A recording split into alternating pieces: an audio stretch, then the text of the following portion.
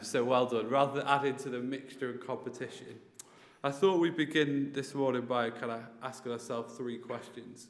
And if you're, hey, ladies, good morning. Thank you for coming in quietly. If you are watching online, please use the comments to engage in this conversation. 3 questions, John, if you wouldn't mind. Perfect. Maybe the other one, that's fine.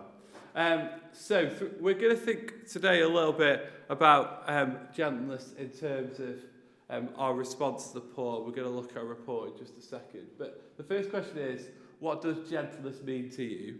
So talk to the people around you or put it in the comments. What are some of the words, things that you've heard already this week and will hear over the next couple of days? What does gentleness bring up for you? The second is, we talked a little bit yesterday and the day before about the things of gentleness and where maybe we might have seen it. So where over the past sort of weeks, months, have you seen maybe an act of gentleness, an act of being gentle? And number 3, who's the person that personifies gentleness for you? Who is that person who makes you think of being gentle? So 3 questions. What does gentleness mean to you? Where have you seen gentleness recently, and who personifies gentleness to you? So have a quick conversation in your groups, and we'll come back together.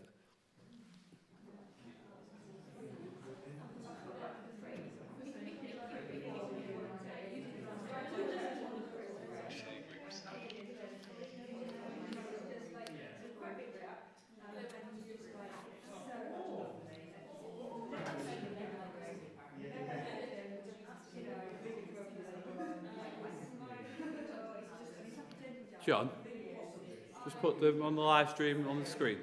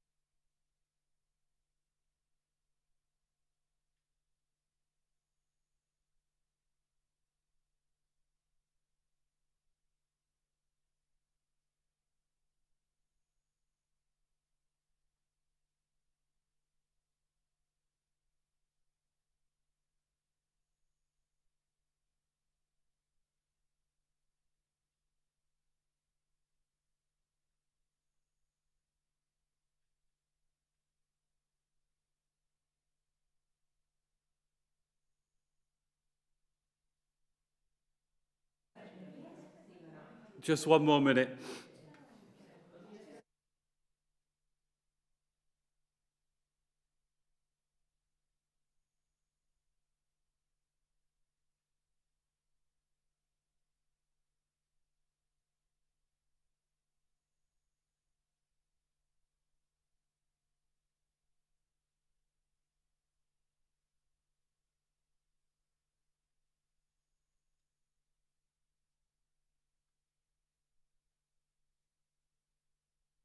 I, I won't get you to share in the room because you wouldn't be surprised with me. I overemphasise digital and underemphasise in person because that's my job. And I just want to share some of the comments coming in so we can all kind of capture a hold. For those I haven't met before, my name's Ali Johnson and I'm the digital evangelist. It's great to be with you this morning. I intentionally didn't introduce myself because we weren't live, just for clarification, but we are now, so that's fine. So some of the things, the first question about what gentleness meant to them. Gentleness means thinking before I speak or act. Thanks, Steph, for that. Nick said, meaning is consideration of others. Some of the places maybe we've seen or experienced gentleness was, Christine said, just back from staying with friends at the beginning of my sabbatical, let me find my own rhythm and peace in a very gentle way. And then some friends who inspire us to be gentle. Christine said the answer number one was quietly caring, which is really kind and lovely. The second was friends when asking for prayers, and the third was Jesus and my relationship with him. Nick said that he thought reflection from yesterday, which is beautiful, well done. She mentioned that gentleness involved as slowing down, quite the opposite of our culture, which seems to be speeding up. It's really interesting, isn't it, when we think about gentleness and our reflections on it. For me, when I was thinking about it, I was thinking particularly of my nana, who's no longer with us. And she very often said that one of her aims in life was to live gently in the world.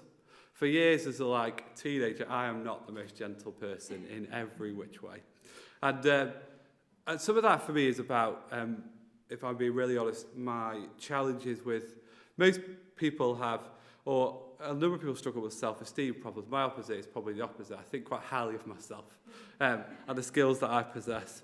And many times the challenge for me is to really understand how to live less in the world.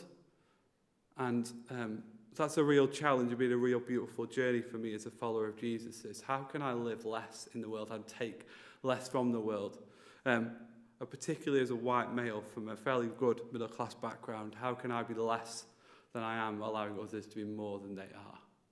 Which really is summed up in one word, which Jesus beautifully resembles, which is humility. How can we be more humble as a community? How can we be more humble as people? How can we practice allowing others to be more than they are in our presence? Which I think is just the most wonderful way to look at the world, to be able to say that we were a people that put more into the world than we took out. That can work in our very presence. That could work in the way we understand climate change. That could be the way we understand poverty and exclusion. It's really a beautiful understanding of the world. And my nana's prayer of living gently in the world becomes really meaningful in that way. I found a definition online. I don't know if you guys found the same article I did. The definition was by a guy called Manser in a dictionary of Bible themes, which I didn't read, but I Googled, which would be no surprise to any of you, like a good student. It said this: the expression of compassion, this is the definition, gentleness is an expression of compassion seen in God's dealings with the frail and weak, and expected of believers in their dealings with others.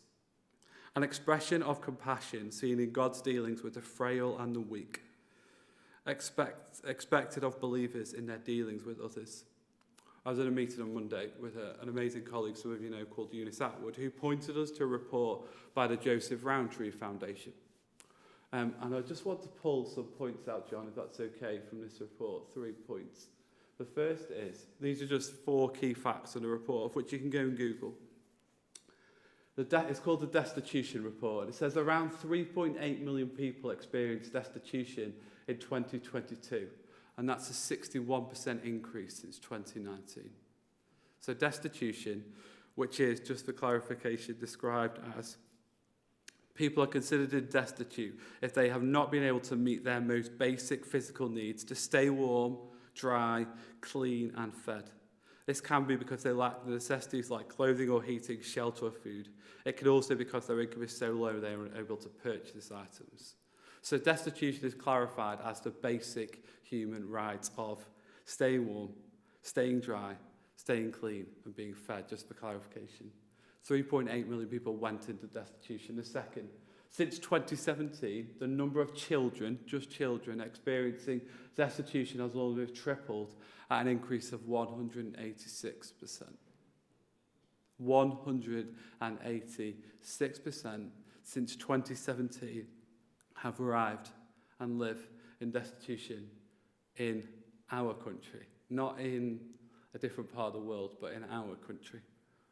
3 even, thanks. Almost 2/3 of people who experience destitution in 2022 have a disability or a chronic health problem.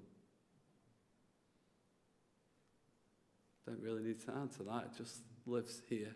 And the fourth, the social security system is not protecting people from destitution. 72% of those destitute are in receipt of benefits.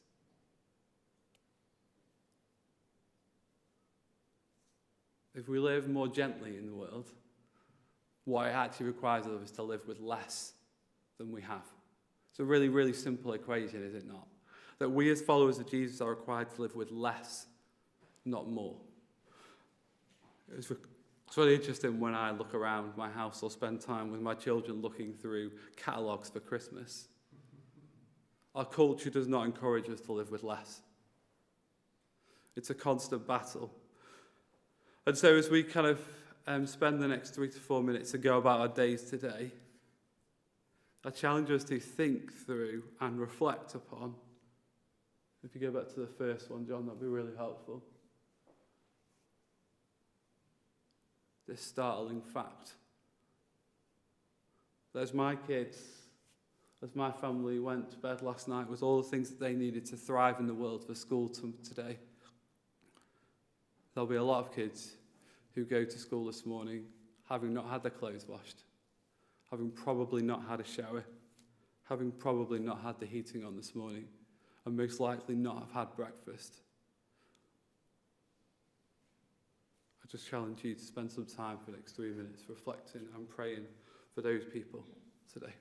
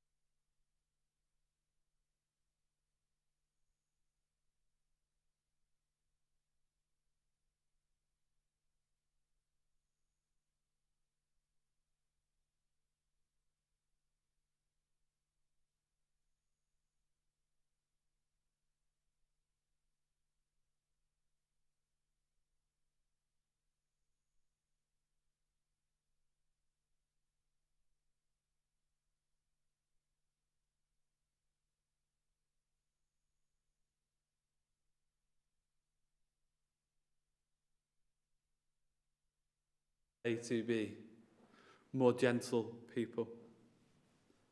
Help us to follow your Spirit, prodding and leading. Help us to show grace to those people that we encounter. May the sense of gentleness increase in our souls, in our minds, and in our hearts. Help us do this through your strength and your encounter. Lord, as we reflect on these sobering statistics, help us understand that gentleness is about the way we deal with the most frail and the most weak, the people with the most need in our society. As we sit in our warm classrooms and we reflect on the needs out in society, help us with people that action those needs, that live more gently in this world, that somehow strive to put more in than we get out. Let us be people who live and breathe. And for those children, particularly today, who will arrive at school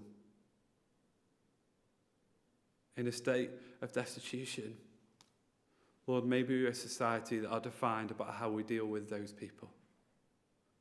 Not about how big our GDPR is or how big our economy is, but instead how well looked after the least are in our society. Help us with people that are governed by the Spirit of God. In your name, amen. I hope you have a great day. And those statistics fill your mind as we go about our work today. In your name, amen.